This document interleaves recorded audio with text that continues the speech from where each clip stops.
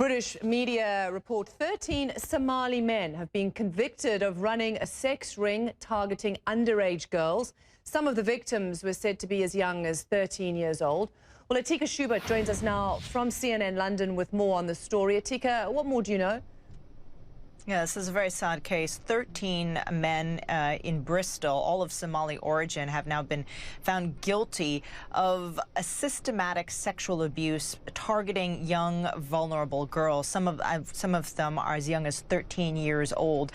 What they did basically was prey upon and groom these very young girls, many of whom were in local care, and then proceeded to abuse them, often passing the girls between them.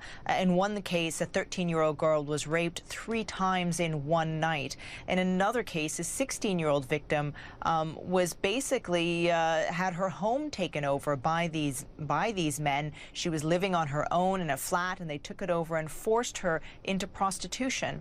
So it's a particularly grim case, but it is much more recent than some of the other cases that we've been seeing recently in the UK, where we've been seeing convictions that for crimes that were committed many years ago. This is a relatively recent crime that has gone through the system. And as you say, this is not the first time we're hearing reports of these so-called grooming gangs. It seems to be not common, but at least far more pervasive than I think many people would like.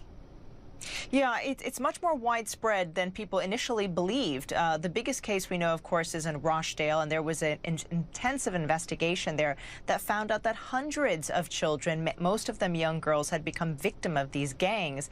And one of the, I think, the hardest parts for the society here to digest, really, is that a lot of these gangs are composed of Asian men. This is the first time we've seen a Somali gang, but there's been a lot of outcry about the ethnicity of some of these gangs. But the fact is, what has been happening is not just the ethnicity of the men committing these crimes, but the fact that these very young girls simply weren't believed. They went to police with their problems, and they weren't believed at all. They were just told that they were having problems with their boyfriend, and so it went undetected for a long time. And it's only now that we're seeing these grooming gangs really being brought